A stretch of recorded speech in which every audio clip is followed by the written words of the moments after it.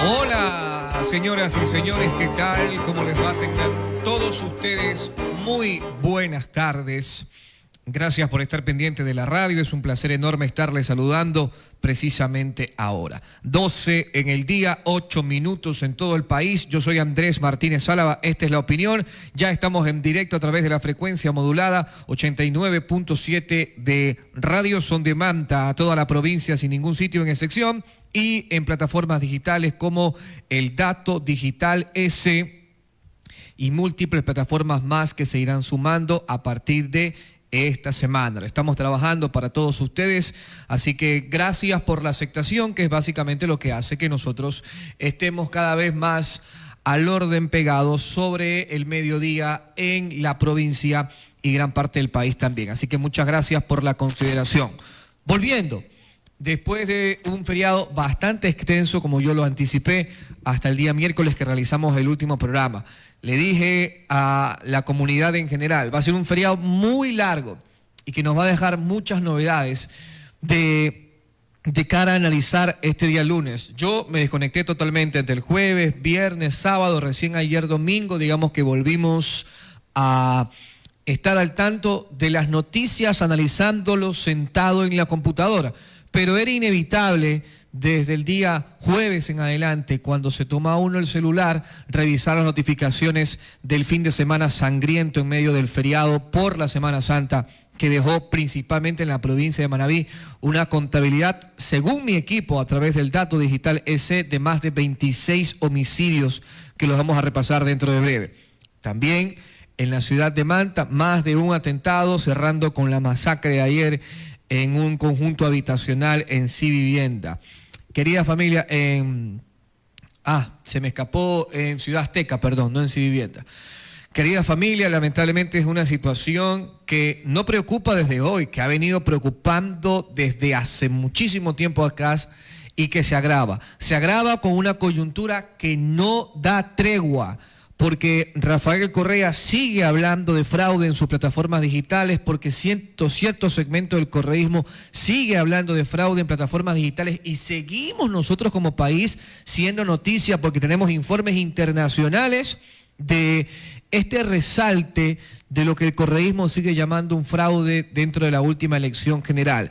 A todo esto, que genera nada más caos social de un segmento específico que, por supuesto, hay que reconocer, cuando hablamos del correísmo, tiene su cantidad importante de seguidores, abona al caos social, al desinterés por la coyuntura política y por sobre todas las cosas que seamos noticia internacional para mal en el mundo entero. Tenemos informes internacionales de cadenas importantes que están hablando no solamente de esto, sino también de un comunicado que el día sábado, fíjese usted cómo lanzo las noticias, que el día sábado el Ministerio del Gobierno Nacional, en especial a través del grupo de inteligencia que lidera el Ministerio de Interior con el ministro John Reinberg, hacen oficial un intento de magnicidio según estudios que ellos tienen, inteligencia ecuatoriana que participa a través de esto, resaltando de que se debe de proteger en alerta máxima al presidente de la República porque hoy se está planificando un supuesto atentado contra el primer mandatario. Y entonces la seguridad crece alrededor del Palacio de Carondelet. Hace esto el gobierno ecuatoriano público, sale el ministro a hablar a plataformas digitales, sale el ministro a hablar a los medios nacionales. El señor Reinberg está hablando justamente, por ejemplo, hoy en Teleamazonas, resaltando toda esta problemática. Y así, querida familia, seguiremos nosotros abordando distintos temas a nivel país en medio de la propuesta prácticamente oficial por parte del gobierno nacional para ir a una asamblea constituyente. Hoy, después de las 12:30, estaremos conversando con el economista Alberto Acosta Burneu, planteando varios temas precisamente sobre aquello. Es decir, desde el plan económico, ¿qué es lo que podría plantearse de cara a esta nueva asamblea constituyente? Desde el plan económico, ¿qué significa que tras la victoria de Daniel Noboa haya un descenso considerable del riesgo país? Eso haría que abiertamente mercados internacionales, inversionistas internacionales, quieran empezar a traer su dinero al Ecuador para invertir Bueno, pondremos todo aquello sobre la mesa y qué le depara al país después del triunfo de Daniel Noboa en el orden económico, que no lo hemos analizado. Después de las 12:30 estará conversando con nosotros el economista Alberto Acosta Burdeu, precisamente para reflexionar sobre este y otros temas. Póngame primero, por favor, el comunicado a través del Gobierno Nacional del día sábado. Quiero arrancar desde allí, después iremos con lo que sigue escribiendo el presidente Correa, lo que dicen a nivel internacional sobre estas supuestas alertas de magnicidio contra el presidente Daniel Noboa, y después pasaremos a los temas lamentablemente muy, muy delicados que nos dejó la violencia en Manabí. Chone, El Carmen, Manta y demás sigan contando con múltiples historias aterradoras de masacres. Ok, ahí está el comunicado que ustedes pueden observar a través del Gobierno Nacional, ¿no? Resaltando, en este caso, esto fue el día sábado.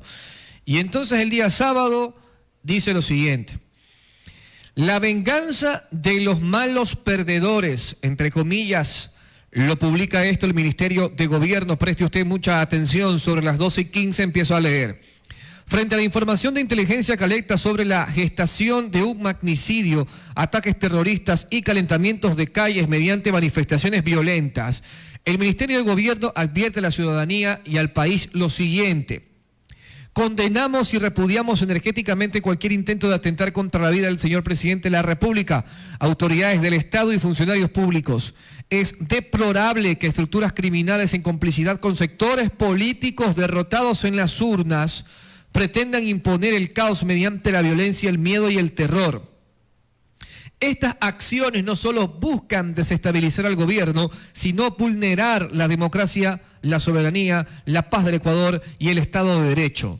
Responderemos con toda la fuerza, pondrán a prueba nuestra determinación. Que no se les olvide, prevalecemos y prevaleceremos. Con la fe en Dios y la fuerza del Estado, vamos a poner de rodillas a cada criminal. El Estado está en alerta máxima, se ha activado todos los protocolos de seguridad y las Fuerzas Armadas, la Policía Nacional y los organismos de inteligencia están trabajando de forma articulada para neutralizar cualquier amenaza. Ellos esparcen la muerte, nosotros cuidamos la vida, la democracia y la libertad.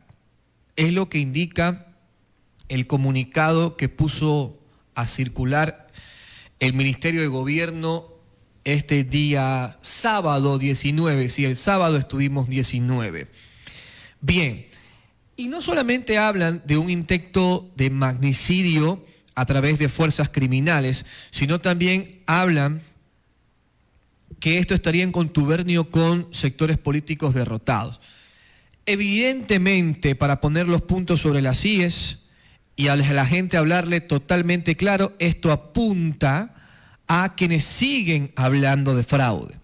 Y entonces cuando ustedes ven en plataformas digitales que líderes políticos como el presidente Correa, como la propia Luisa González, Andrés Arauz, entre otros altos representantes del correísmo, siguen hablando de fraude, y esto se hace una agenda marcada también por comentarios internacionales, como por ejemplo lo que dice Claudia Sheinbaum en México, lo que ha indicado en su determinado momento Gustavo Petro, presidente colombiano, que no solamente ha marcado el fraude, sino que también ha dicho que después de consolidarse el fraude han detenido al líder político Leonidas Issa. Familia, es real esto. Ustedes pueden ingresar a la plataforma en X de Gustavo Petro, el presidente colombiano, alertando de un megafraude en Ecuador, al igual que su homólogo Nicolás Maduro, y además de aquello, mintiéndole abiertamente al mundo, porque lo está declarando un presidente diciendo que se tenía detenido tras este megafraude al líder de la CONAIE, Leonidas Issa, cuando todos en el territorio ecuatoriano sabemos que Leonidas Issa, después de la contienda, pasó a un segundo plano políticamente hablando, es decir, no está detenido. Pero ¿por qué? ¿Cuál es la necesidad entonces de estos líderes denominados de izquierda que están fraguando calumnias sobre el gobierno ecuatoriano como tal? Destacar que se tiene detenido a Leonidas Issa. A todo esto, sume usted el comentario del dictador totalitario Nicolás Maduro desde Venezuela, que sigue hablando del megafraude y entonces se van uniendo ciertos gobiernos que todavía quedan en América Latina anclados a la izquierda y el totalitarismo como tal, hablando de fraude pero sin pruebas. A la otra ala está la Unión Europea, está organismos múltiples internacionales que funcionaron como veedores en las elecciones pasadas presidenciales, indicando de que el triunfo fue totalmente transparente y que a la actualidad no existe ninguna irregularidad sobre lo que ha presentado en este caso quienes están hablando de fraude. Ahora, vamos con el siguiente video, por favor, de lo que dice del posteo del presidente Correa hablando de fraude en sus cuentas de Twitter. Ahí lo tenemos. Justamente ayer 20 de abril, a partir de las 2:32 de la tarde. Con toda la influencia que tiene Rafael Correa en plataformas digitales, ni él ni Luisa González han aceptado la derrota que han proclamado organismos internacionales y el Consejo Nacional Electoral local. Rafael Correa sube unas fotografías y dice: ya sabemos cómo hicieron el fraude en las mesas. Transfirieron centenas de miles de votos de Luisa a Noboa. Luisa ganó el domingo con el hashtag megafraude. Eso es lo que el presidente Correa ha marcado como tal. Sin embargo, cuando se habla de fraude, deben de probar la situación. Y por lo menos desde el manejo de las actas, a momento todavía no se ha demostrado aquello. Entonces, estos dimes y diretes de un lado y otro, poniendo sobre contexto lo que dice el gobierno nacional, lo que dicen altos líderes de opinión, y en este caso representantes máximos del correísmo, como lo es Rafael Correa, lo que abonan nada más, única y exclusivamente, es a cómo nos siguen mirando a nivel internacional. Ponga por favor, antes de lo que dice el ministro, que lo dijo hoy en la mañana en Teleamazonas, el corto reportaje que vamos a presentarle de la cadena alemana DW Noticias en español. DW News habla sobre el caso de Ecuador, no solamente sobre el supuesto fraude, sino también muestra cómo está blindado hoy Carondelet debido a esta alerta máxima en la cual se encuentra el Estado ecuatoriano. Obsérvenlo ustedes, querida familia, después de todo lo que hemos pasado en cuanto a elecciones como tal. Hoy estamos hablando de, en este caso, un intento de magnicidio, lo que es sumamente preocupante y que alerta no solamente a la autoridad local, sino también, por supuesto, alerta a la comunidad internacional. ¿Lo tenemos? Sí, ahí está. DW Noticias en español, una cadena alemana, líder mundial también en noticias, resalta lo siguiente, escúchenlo ustedes.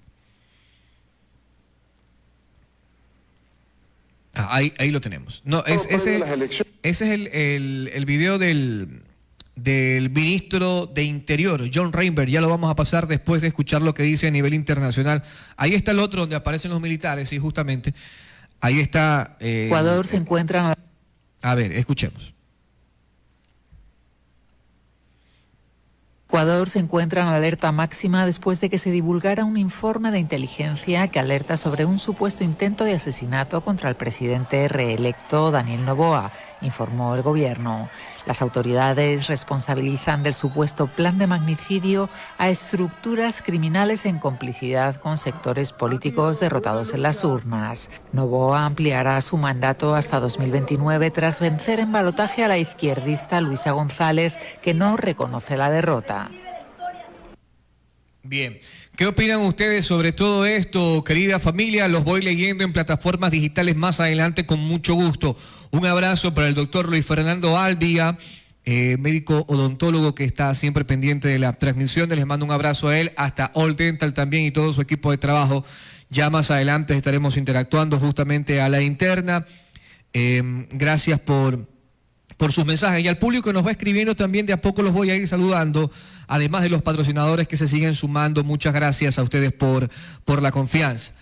Esto es lo que dice una cadena internacional mostrando cómo se encuentra en este momento el Palacio de Carondelet. Verdaderamente, esta es una situación que ha tomado por sorpresa a más de uno a la vuelta después de tremendo feriado, pero que, como lo anticipamos nosotros, no precisamente hablando de que estarían planificando atentar sobre el primer mandatario de nuestro país, sino en este caso sobre lo que se fragua siempre, lo que se va maquinando cuando se entrega un feriado tan pero tan intenso. Después nosotros volvemos con las noticias acumuladas. Ahora sí, escuchemos al ministro de Interior, el señor John Reinberg, que justamente habla no solamente sobre lo que el Ministerio de Gobierno comunicó el día sábado, hablando sobre una alerta máxima del Estado ecuatoriano de un intento de asesinato sobre el presidente Daniel Noboa, marcado sobre grupos criminales influenciados sobre grupos políticos derrotados en las urnas, sino que también habla del trabajo de Erik Prince, justamente el norteamericano ex Navy SEAL que está trabajando en inteligencia en nuestro país, sino también de otros detalles en cuanto a los resultados electorales. Escuchen ustedes lo que dijo el ministro John Reinberg hoy. Justamente amanecieron tempranito haciendo noticia el gobierno nacional sobre este muy preocupante intento de magnicidio contra el presidente Noboa desde Teleamazonas. Doy los créditos, escuchemos. Efectivamente, pues el bloque de seguridad está trabajando. Tenemos alguna información de cómo quisiera desestabilizar, porque al final del día lo que se busca es desestabilizar al país. Estamos trabajando, tenemos grupos operativos en algunos sitios estratégicos que es donde quisieran o podrían quizás atentar, y en lo que referente al grupo de gobierno, al señor presidente, a los ministros, pues hemos trabajado en las cápsulas de seguridad de cada uno de ellos para poder reforzar la seguridad, agregando grupos de inteligencia que son muy importantes para este trabajo. Bueno, la primera etapa de Erik Prince terminó, que fue el primero venir a hacer un levantamiento de información aquí en el país, que fue los operativos que fueron visibles y otros que no fueron visibles. Luego de eso ya nos llegó una propuesta de él para preparación y capacitación, que es lo que siempre habíamos dicho, para el sector policial y para Fuerzas Armadas, y eso está en análisis. Yo me imagino que quizás hasta la próxima semana ya debemos tener eso ejecutado. Bien. Allí las declaraciones del señor ministro del Interior, para quienes no los conocen, a John Reinberg, justamente reflexionando sobre la alerta máxima del Estado y la condición general después de las elecciones presidenciales. Querida familia, este es un tema sumamente preocupante que merece por sobre todas las cosas la atención de todos. El hecho de no aceptar la derrota por parte del correísmo y que se siga comentando sobre un fraude supuesto que hasta el día de hoy han podido probar con actas en las manos, abona al caos general. No digo yo que este grupo en específico esté detrás de las demandas abiertas que ha hecho el Estado ecuatoriano. Eso también tendrá que comprobarlo la autoridad competente. Porque para ser legal en cuanto a la reflexión y mantener un equilibrio de todo lo que decimos y nos hacemos responsables a través del micrófono, hay que ser equitativo en todo sentido. ¿A qué me refiero? Si el correísmo tiene que probar después de sus demandas que hay fraude con actas ante el Consejo Nacional Electoral y presentar el proceso correspondiente como tal para poder asentar su idea, entre comillas, de megafraude, igual el gobierno nacional tendrá que demostrarle, ellos tal vez no porque son la autoridad, no demostrarle directamente a las autoridades, sino demostrarle al pueblo ecuatoriano. ¿Por qué están hablando hoy de un magnicidio sobre el presidente Daniel Noboa? Evidentemente ellos hacen una referencia de que por cuidar la seguridad no pueden delinear la estrategia y de dónde viene esto específicamente y cómo están haciendo para determinarlo como tal. Pero sí tienen que informar a la ciudadanía demostrando que lo que dicen, al igual que lo que hace el correísmo como tal, hablando de fraude en el mundo entero, no forma parte de una estrategia para desviar verdaderamente las problemáticas que se tienen hoy en el país. Desde el periodismo tenemos que ser totalmente responsables de lo que decimos en una situación coyunturalmente muy difícil en este momento por la que atraviesa el país. Si el correísmo tiene que demostrar que le han hecho fraude, el gobierno nacional también debe demostrar de dónde vienen las alertas sobre un supuesto magnicidio. Es así, señores, para ambos lados, porque en medio estamos nosotros sufriendo consecuencias como la que hoy tenemos. Póngame la nota del Dato Digital EC, que la voy a leer justamente. El equipo estuvo activo todo el fin de semana. Yo estuve de vacaciones.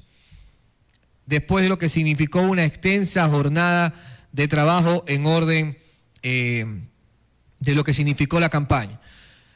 Fin de semana sangriento en Manabí dejó 26 homicidios. Publica hoy el Dato Digital S en todas sus redes sociales y resalta lo siguiente. La provincia de Manabí vivió un infierno entre el Viernes Santo y el domingo 20 de abril. Una masacre en una gallera de El Carmen dejó 12 muertos y 10 heridos, mientras que en Manta 3 familiares, incluido un niño de 9 años, fueron asesinados a tiros dentro de un taller.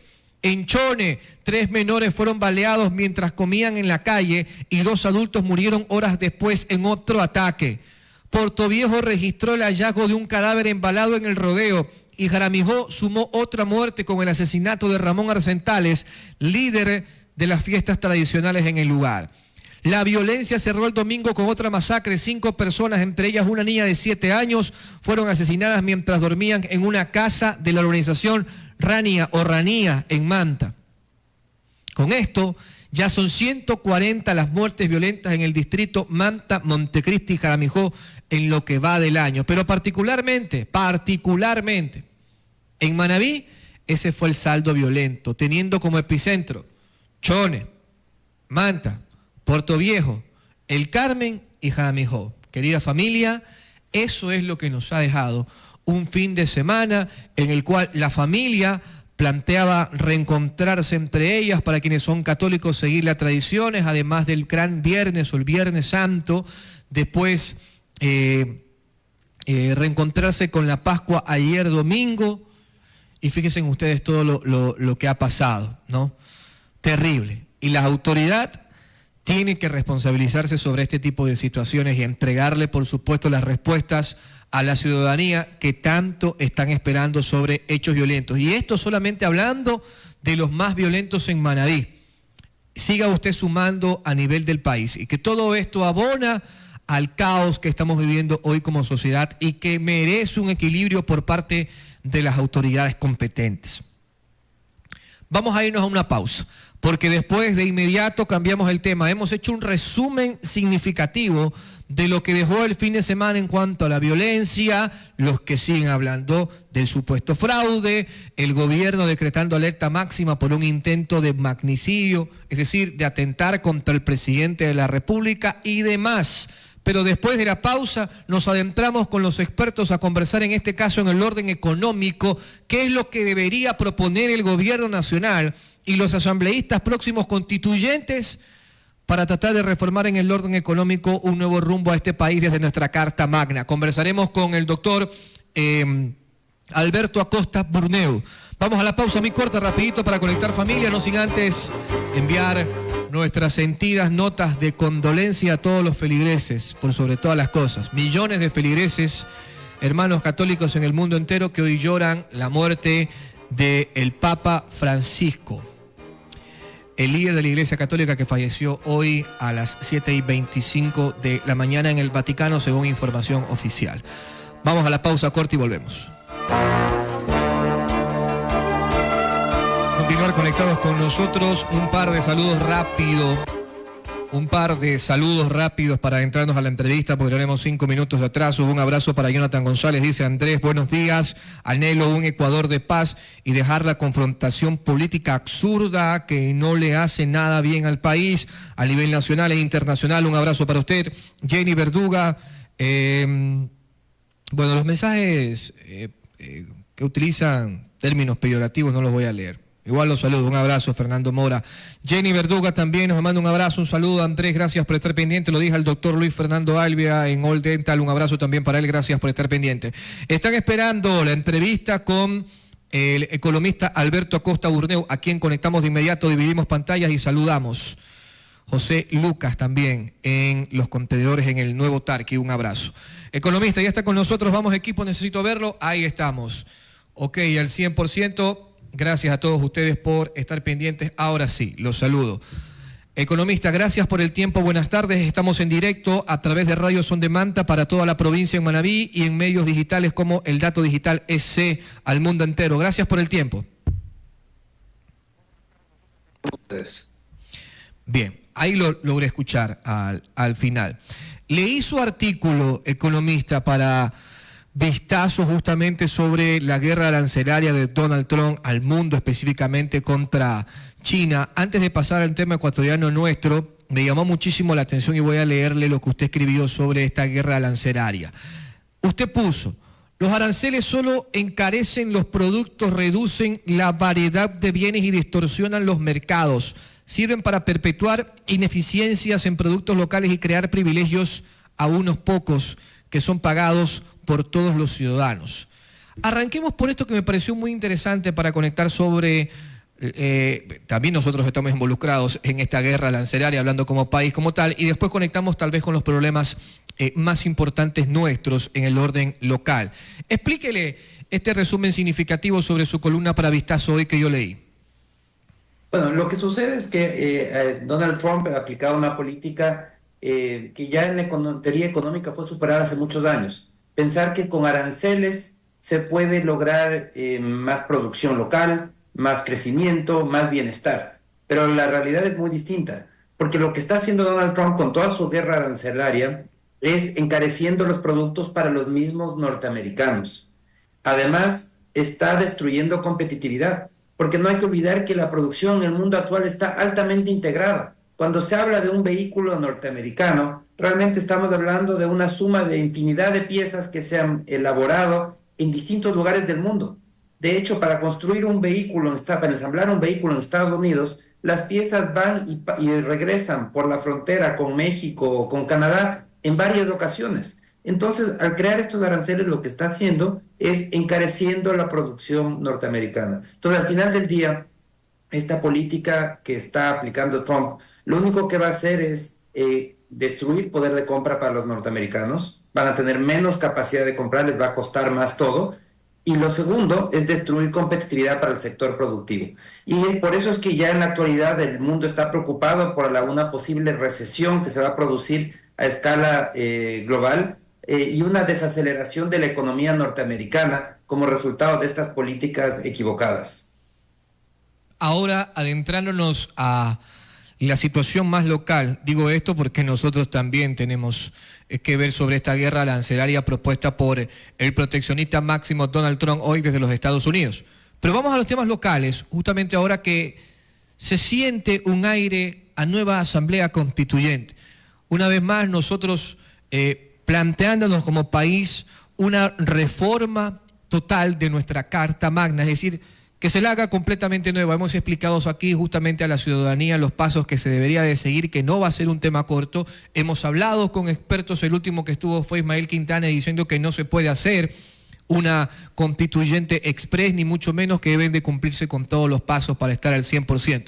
Pero es claro que este gobierno la planifica y usted también hoy muy temprano habló en el orden económico sobre los 5 artículos que deben de tenerse a consideración o que deberían estar en esta nueva Asamblea Constituyente cuando hablamos del orden económico. Por favor, hagámosles un resumen a la ciudadanía porque por lo menos en este espacio hemos hablado mucho con expertos de cómo debería quedar esta nueva Asamblea Constituyente, esta nueva Carta Magna.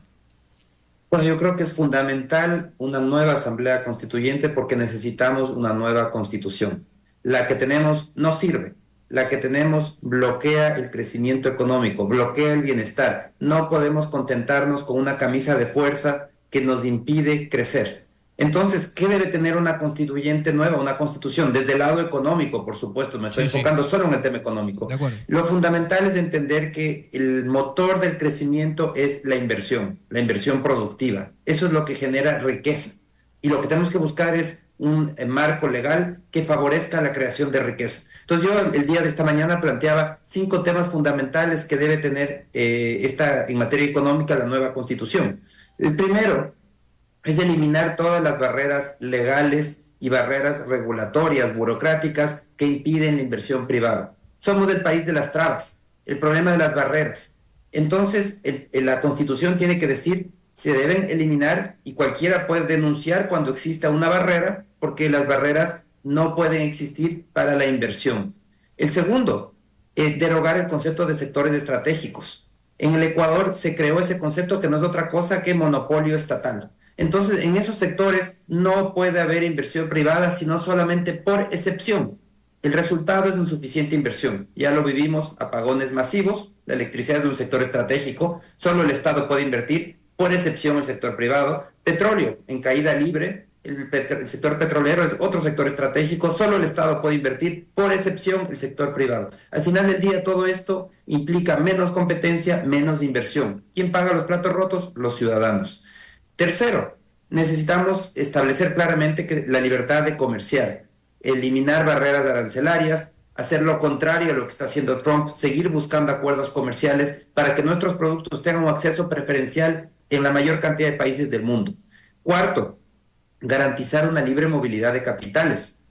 El dinero, el ahorro es necesario para crecer. Y si queremos que el ahorro venga de donde es abundante, que es en el mundo desarrollado, necesitamos eliminar cualquier barrera que limite ese flujo de capitales. Los capitales tienen que poder entrar y salir libremente, precisamente porque queremos que vengan. Y para que vengan, necesitamos dar esa libertad en el movimiento de capitales para que fluyan hacia la economía para financiar el crecimiento. Y quinto, y es un tema fundamental, es reconocer la propiedad privada, que es un derecho inviolable, al igual que la libertad individual. Cada persona puede escoger cómo quiere vivir sin ninguna coacción estatal, que pueda tener su iniciativa, emprender de la manera que mejor considere y que esté garantizada la propiedad privada en todas sus formas para precisamente crear este entorno amigable a la inversión, que ese es el único motor de crecimiento y el único motor de bienestar que se ha dado a lo largo de la historia y en cualquier lugar del país del mundo donde se ha aplicado, ha sido la fuente de bienestar en una sociedad. Ahora, conectando justamente sobre esa última reflexión que usted habla sobre algo que nos ha hecho y mucha falta en los últimos años, y es precisamente la inversión, es decir, que ya sea en orden local o en orden por sobre todas las cosas extranjero, se pueda dar mayor facilidades para la inversión como tal. Usted también hace unos días hablaba sobre el descenso del riesgo país una vez que se consolidó el triunfo de Daniel Noboa en las urnas.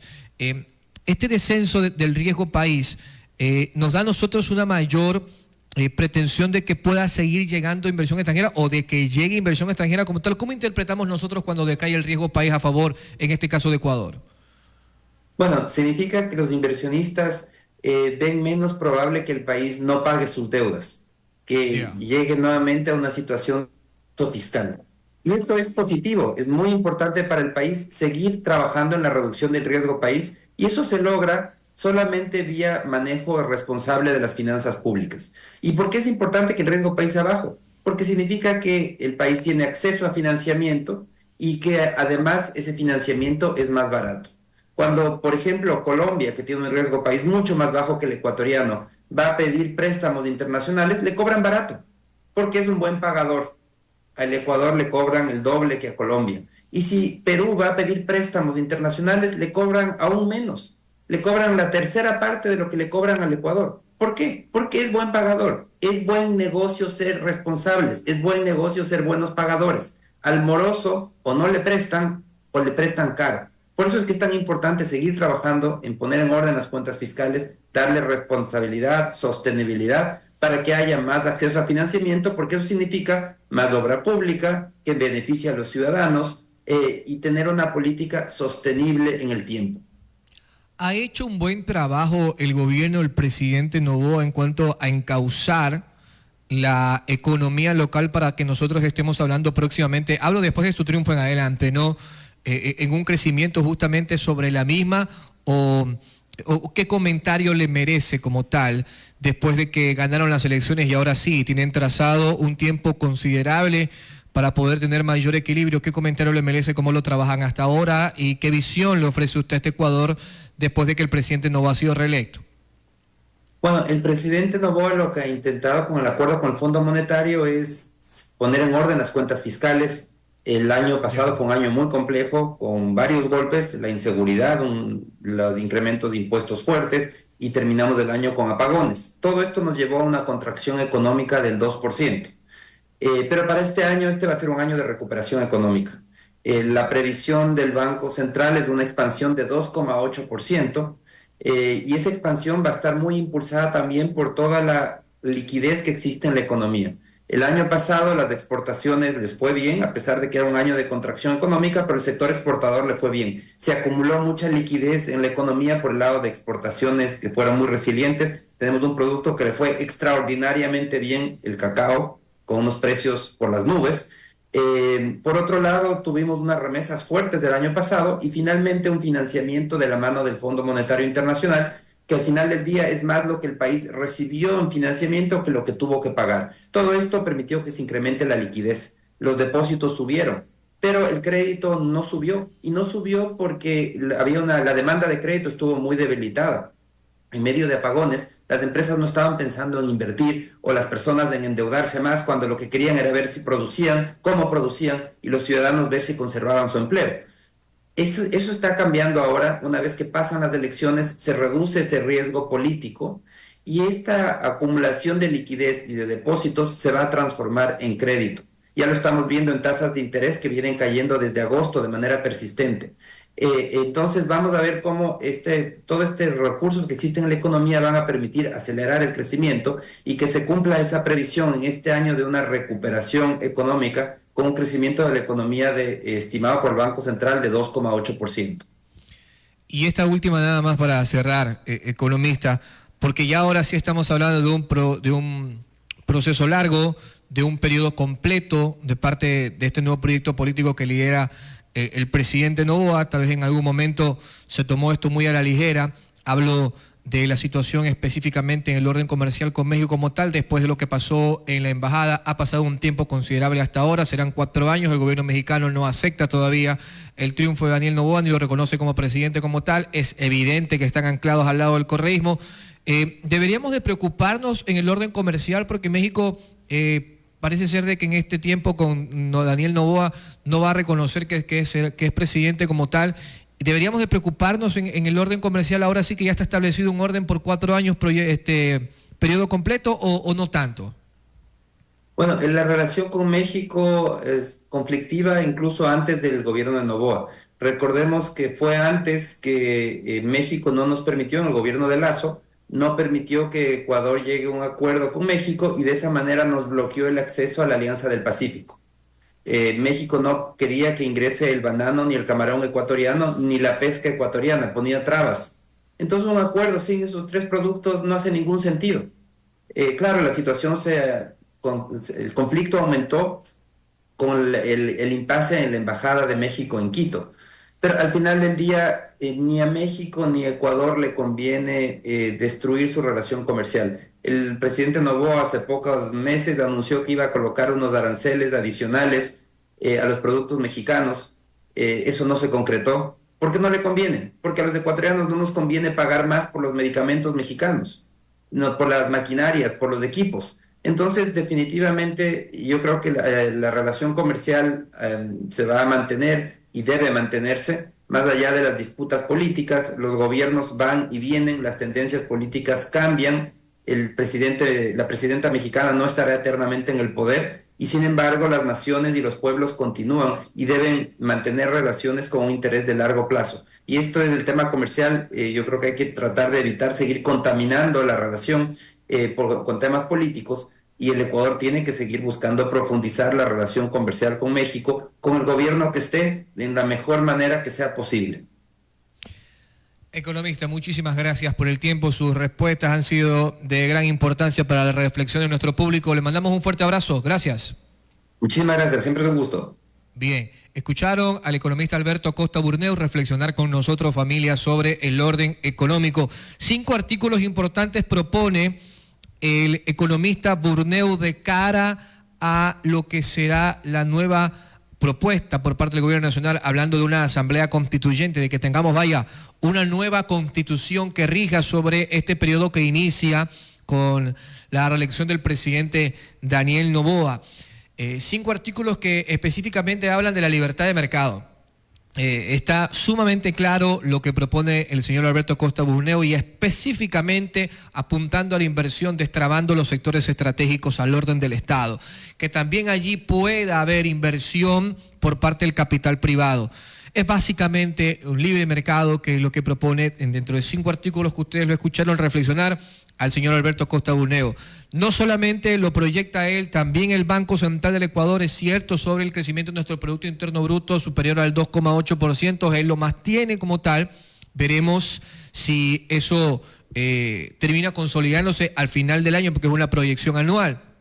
Y en cuanto al descenso del riesgo país después de que se consolidó el triunfo de Daniel Noboa, él dice que es importante. Hay otros economistas que no resaltan la importancia del riesgo país como tal, pero él dice es importante para que nosotros podamos tener básicamente un mejor buró de crédito ante el mundo entero y que nos lleguen a prestar el dinero que necesitemos. Entonces, allí la reflexión, querida familia, ustedes sacan sus propias conclusiones. Un abrazo para mi buen amigo Nel Párraga, que está escuchando la radio, le envío un fuerte abrazo, también colega, gracias por el mensaje. Bien, eso básicamente en cuanto a lo que escucharon sobre el señor Alberto Costa Burneo.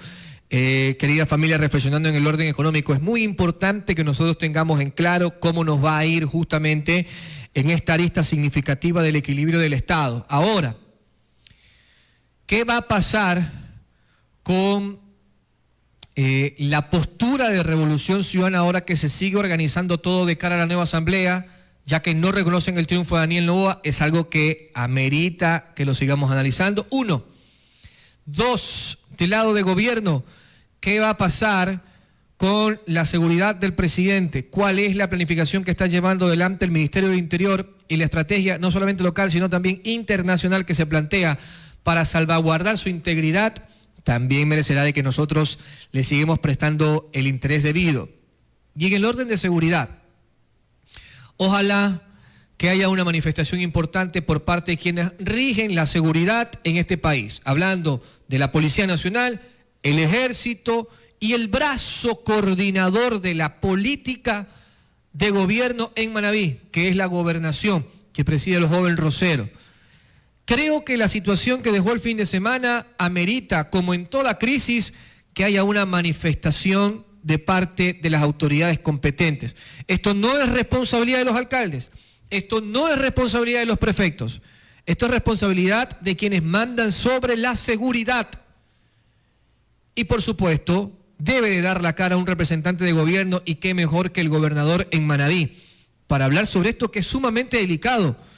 Que nos digan ellos cuál es la postura que tienen que tomar, qué es lo que van a hacer para después nosotros contarlo en detalle aquí en el medio. Porque nosotros no podemos seguir sacando conclusiones sobre lo que pasa en el país en el orden de seguridad. Es muy, muy delicado. Los colegas saben que además de informar, hasta ahí es donde pueden llegar. Este es un tema sumamente delicado que merece, la atención de las autoridades competentes. Que se entienda muy bien, los responsables de la seguridad, Policía Nacional, Ejército y el brazo político del gobierno en la provincia liderado por la gobernación, son los que deben de salir a hablar. El resto es muy difícil la cosa. Cuando no es responsabilidad tuya, cuando no puedes hacer tú absolutamente nada más que apoyar a que se queden en un lugar, apoyar con vituallas, apoyar con movilización, que le arreglen los carritos, etcétera, que los reciban en el Hotel X, no pueden apoyar en más. Tienen que salir a hablar los verdaderos responsables de estos actos violentos que lamentablemente, para los que antes decías que se mataban entre ellos, ya no solamente deja víctimas mayores, sino también niños que duele leerlos en las noticias siendo parte de esta situación tan violenta. Señores, de esta forma cerramos el programa. Mañana seguimos conversando sobre lo que propone el gobierno. Tendremos que recibir a sus representantes en los próximos días a ver cómo se va a organizar en la Asamblea Nacional. Hay que aprender cómo funciona la Asamblea Nacional. A la familia hay que aprender cómo funciona, y por eso vamos a seguir invitando a la gente que va a hacer política desde allá en defensa de Manabí. No nos olvidamos del tema. A todos ustedes por haber estado pendientes, una sintonía importante hoy una vez más, creciendo a diario a través del dato y nuestra cuenta en Radio Son de Manta. Les enviamos un fuerte abrazo. Gracias por el tiempo. Buenas tardes.